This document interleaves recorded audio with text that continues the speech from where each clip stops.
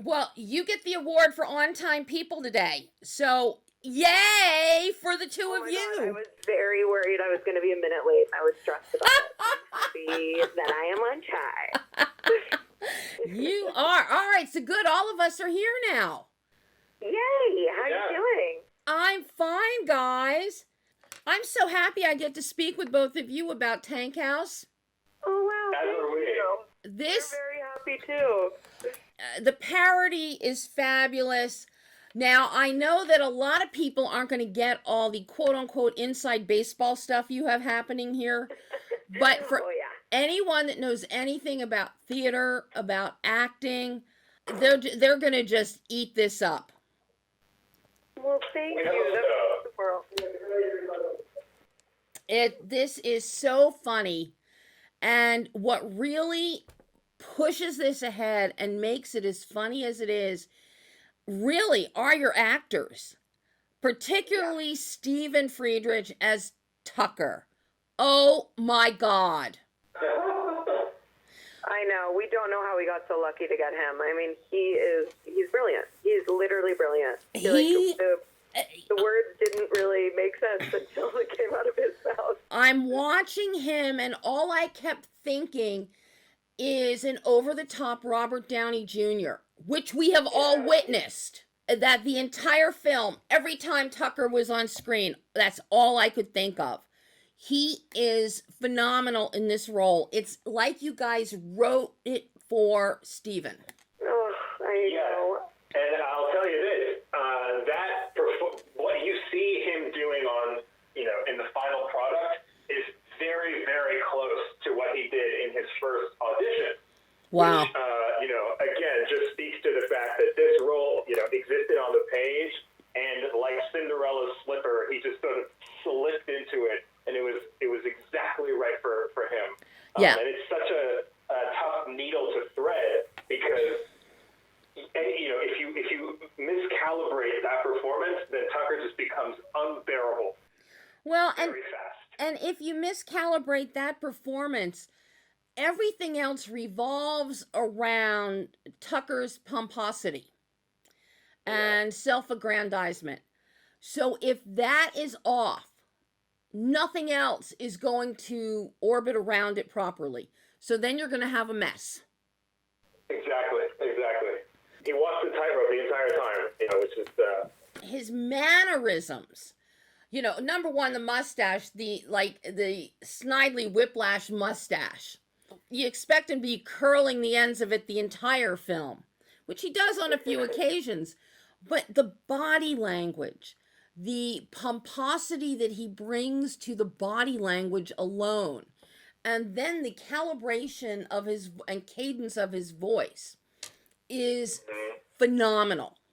You guys, I don't know how you pulled this off getting him, but this is one time where it is the absolute single most perfect person for the role. Oh, wow. Thank you. I mean, my dream I always say, I want people to, think of this as, and introducing Stephen Friedrich. Yeah, it kind of is. It really is, Noam. I know you're both actors, so you are bringing so much of your own experiences, I am sure, to the table here. What gave you the idea to even sit down and write Tankhouse? Was this after a day of bad auditions? Was it after a day of really crappy theater directors? Or just, over breakfast saying, we got nothing better to do today? Well, our collaboration as people who write together began backstage of a Shakespeare play that we were doing together. Both of us were part of this Shakespeare company in New York called Shakespeare and Square, which is amazing, and it still exists out there in New York. And sort of where we came up as actors, and the whole conceit was that they would do shows in Washington Square as opposed to, Central Park. And so we were doing actually an indoor production of Richard II. And if you know Richard II, you know that there's a lot of scenes where Richard is just sitting on stage talking for like 20 minutes straight. So we had a lot of time backstage to chat and hang out and laugh and make jokes. And we were sort of joking around about, the kind of people that we were as like thespians running around between the black boxes of the boroughs. And so Tucker and Sandrene essentially began as parodies of ourselves. And the film began as a short where we, the two of us, in fact, played Tucker and Sandrene. Yeah. Oh, yeah. Oh, my. And it was, we had the best time filming the short of it, and we played these just crazy eccentric characters and had our friends come in and do the, worst person they'd ever met in acting school and improvise as them. And we shot this right before we moved to LA, and it was just the most fun we've ever had. And it's so funny because, like, Noam and I always say, we had so many projects like that we were trying to get off the ground, so many writing things that we were like, this is going to be the thing that makes us whatever. And Tankhouse was always just our passion project. It was always like just this fun kind of just tribute to our time in New York, and meeting Matt when he saw the short film of it and wanting to make it, like, it was kind of so surreal for us because we were never even expecting that. But I think, looking at it, it's kind of, I think that's one of the reasons it worked, is because it was the first thing we were writing for ourselves, not really for anyone else. With the full feature narrative of this is a really big undertaking for you, for a first feature, Noam, as a director, and for both of you as a first feature screenplay, for the sheer fact of the number of characters you have, your principal players. You didn't keep this to 2 or 3 principals. You have everybody involved in the quote-unquote Tankhouse theater. They all have key parts to this tale. Whereas with the Red River players, that's pretty much limited to Richard Kine's role of Mr. Mortensen, and then Mackenzie, the spy. So pretty much they're the only 2 from the Red River, but you have such a cohesive and complete casting for Tankhouse. How did you manage to, number one, writing it? You could have even gone bigger, I'm sure, but how did you come about this perfect number and weave it into a script? And then, Noam, you have to bring this to life on the screen. Yeah, right. So you're describing what's known colloquially as a beginner's mistake. We should not have had that many characters because you have to point the camera at everybody, and that takes time to get all of their reactions. But I'm very, very happy with what we were able to accomplish there. And actually, when I was putting together the sort of vision look of the film, I took a lot of inspiration from one of my favorite movies of all time, The Life Aquatic, with Steve by Wes Anderson, and specifically the way in which, in the composition, a lot of the scenes really just are about Steve, but if you look in the midground and background, there's always a bunch of people doing something, whether it's like playing ping pong or putting on a wetsuit or something. So I was like, well, for the Tankhouse, we know we're not going to be able to give every single character this like soaring journey, but what we can do is feature them throughout the movie, even if the scene isn't directly about them. They'll be there in the midground and foreground doing something that develops their character and also adds texture and identity to the movie as a whole. And you succeed in doing that, and you do not short shrift any of the Tankhouse players. You really don't. Everybody has a very they have at least one, if not 3 or 4 key moments in this film, such as with Joe Adler's Yorick, or Devere Rogers as Uther. He is a gem. He is an absolute gem. Yeah. And you've got Sarah Yarkin. She steals the scene she's in as Nina. Yeah.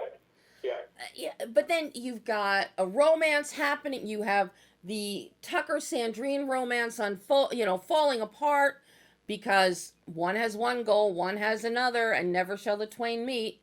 And then you've got a new romance on the horizon. You interject parents in there with their opinions on things.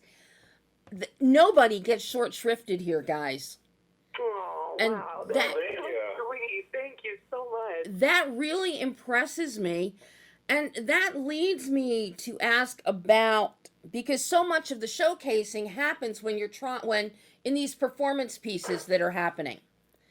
Who did your production design, especially for Tankhouse Theater, when you have this great theater in the round, but it's on a square?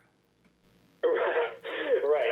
Yes. So our production designer's name is Jen K. Messer, and she was, as you could see, she was amazing, and also she, we have been recommended her by our line producer who knew her from a previous project, and she already had an eclectic style and sensibility. So when I sort of was talking to her in pre-production about what we were looking for, it felt like this sort of pseudo retro DIY color weirdness was already something she was really comfortable with. And broadly, the thing that I guess I'm most proud of in terms of the different departments was that this movie was one where the production designer and props and the costumes were able to go full out in the direction that they wanted to. A lot of times in more formal environments or in television, you kind of have to scale back what you think it should be. And this was the one situation where someone like Jen could go 110% in one direction and create something really memorable, but then also could be done within the budget. Similarly, Catherine, your costume designer, Catherine Hegarty, did the same thing. Yes. Coming up with the very eclectic looks for each one, and even the cohesive, the neon day glow unitards for one of the street performances. So it all works so well, and it's very akin to the old MGM movies. Mickey and Judy put on a show in the barn, and Mickey and Judy didn't have any money either. They were doing their own low budget, no budget, micro budget. So all of this, and it's that whole no money idea that really works and helps fuel this. Because that's the whole idea, is the creativity that these people have to have above and beyond Tucker's self-perceived creativity.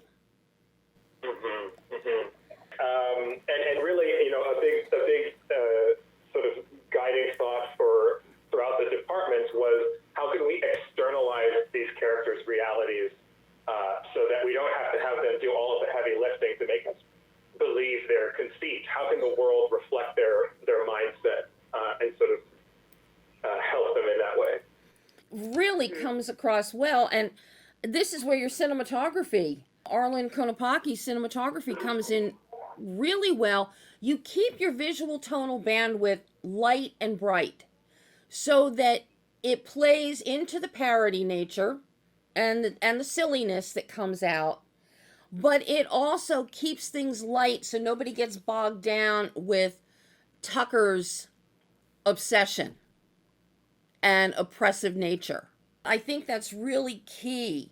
But the film looks good from a lighting standpoint, your framing, the way you change up shots.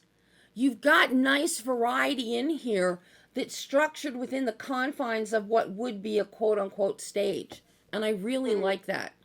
Thank you. Wow. Thank you. Yeah. So sweet. Thank you. Arlen and our gaffer, Heath Gresham, had a tremendous amount of work to do to create these different looks, because there's very few scenes that are outdoors. Very few scenes rely on natural light. Mm-hmm. So they really had to shape and create the light on a very limited time frame. We only had 15 days LA. So they worked fast, and a huge help on that was that we use a lot of sort of contemporary tube lights that can be controlled on a pad, you know what I mean? So we can make big switches pretty quickly. So the technology helped a lot in that respect too. Technology is a godsend for these type of indie films. You don't have to bring in your sky panels and things like that from a lighting standpoint, and you can keep things, you know, compact and ready on the fly for the most part. But it really works to your advantage here. Now, with a film like this, timing is going to be everything. At the end of the day, how challenging was the editing of Tankhouse to find the right beats? Because while we have the comedy and the parody, you also have some very emotional, dramatic beats happening, such as with Tucker and Sandrene, or two lovely gentlemen who adore each other, Jack and Brady. And of course, Mom, you know, how is Mom going to react to this public coming out? So you have all of that. So how challenging and how lengthy was your editing process to put this together to find that balance? It was quite a lengthy process, not aided by the fact that right as we were beginning to have test screening, COVID began. Of course it did. Test screening, our first one, where the movie was about 15 minutes longer, and in that screening, timing was a huge challenge. You know, it was one of those typical that anyone in the business will tell you, that first screening of a comedy that you show any audience is just like hell on earth.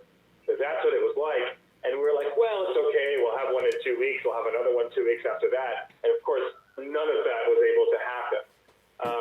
So, you know, the picture edit took a while, and it was very, very fine margins in terms of whether or not these moments were going to work.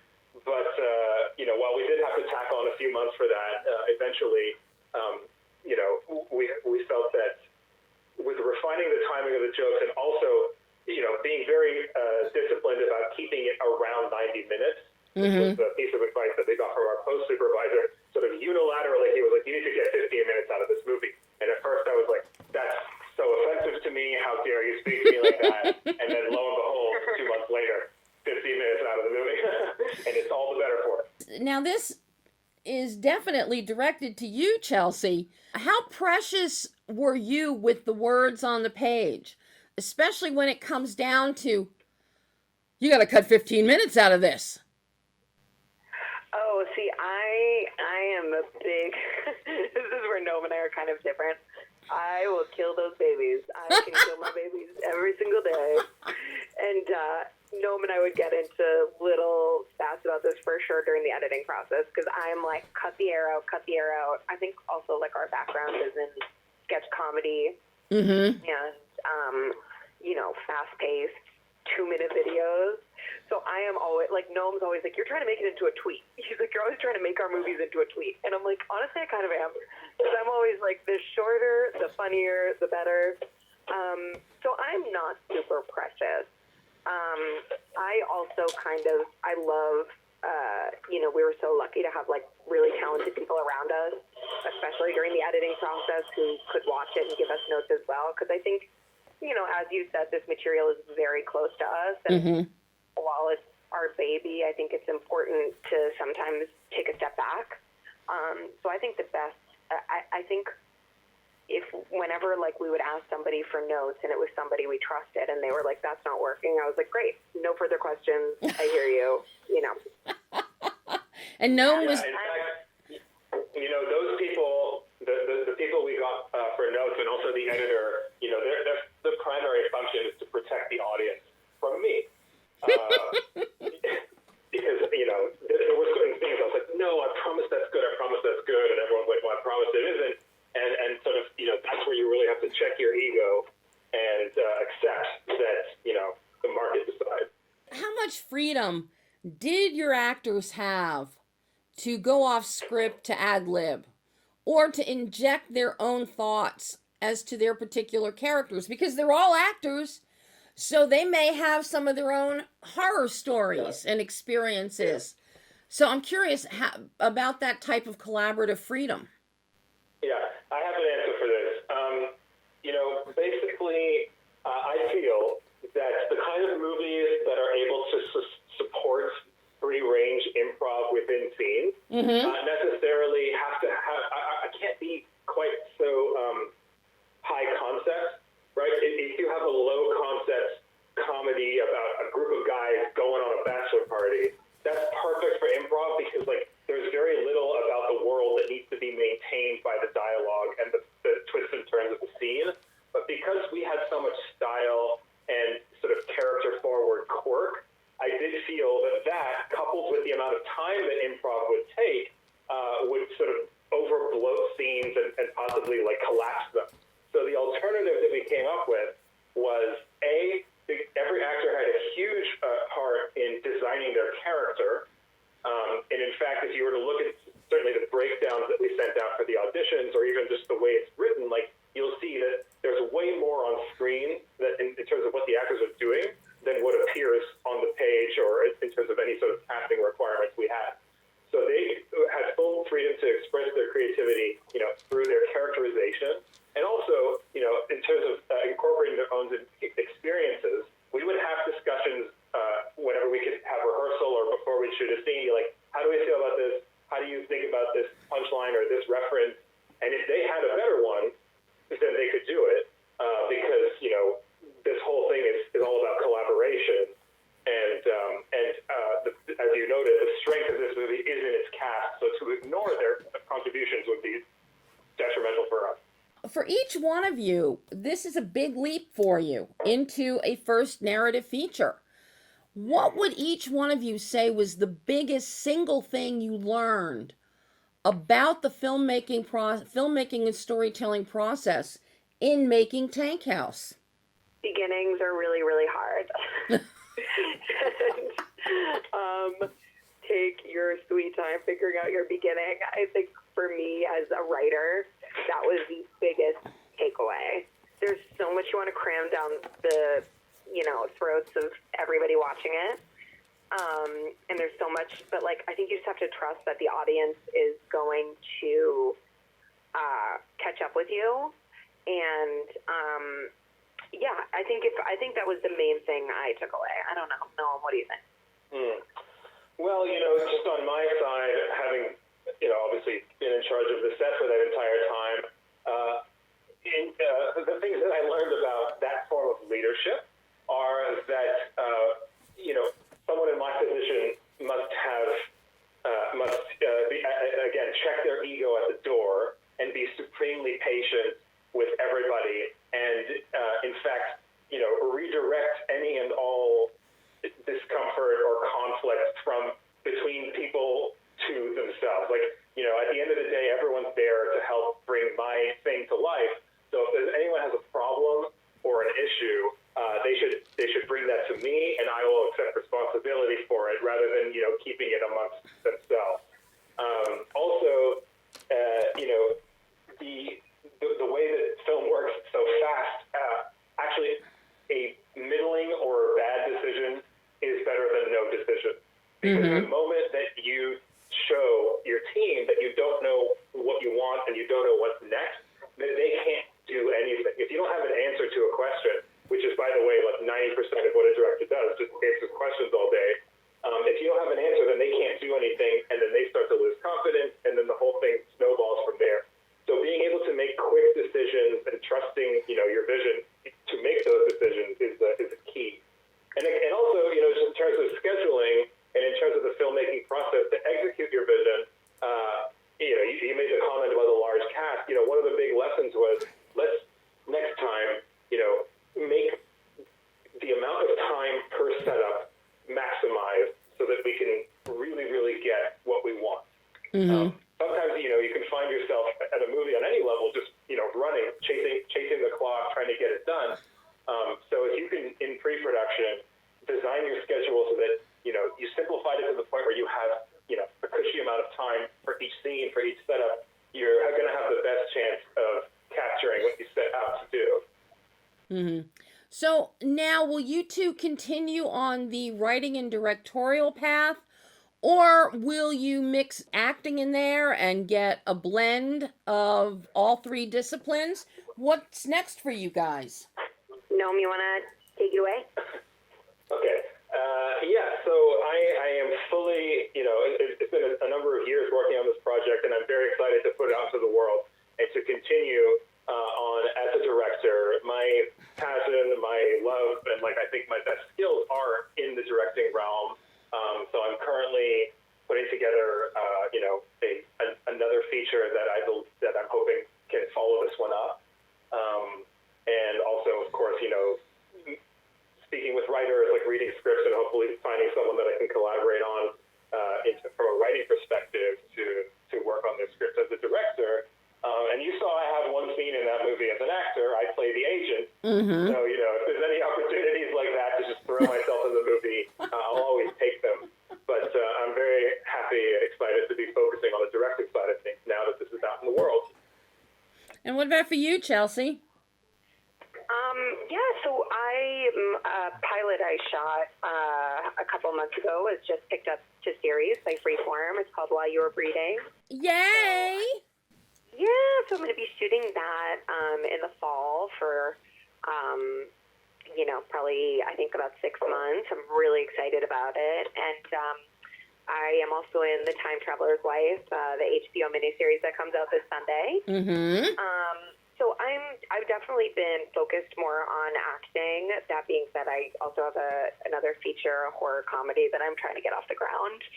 And I wrote the beginning very differently. I took my time with it. I'm excited about that. I think we both learned so much from this process, and we're so excited for the world to get to see it. And I also think we're both so excited to make our next project, and take the lessons we learned, because it was such a, indie films are, they take years off your life, and I think you learn more every single time. So I'm just excited to take those lessons and bring it into my next project. Well, guys, I can't wait to see what you bring us next, and I can't wait for people to get to see.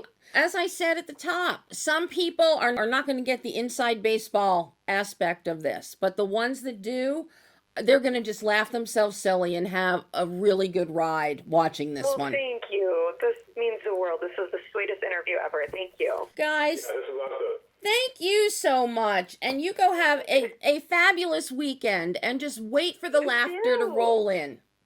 Lovely. Okay. Thank you so much. Thanks, guys. Bye-bye. Bye. Bye.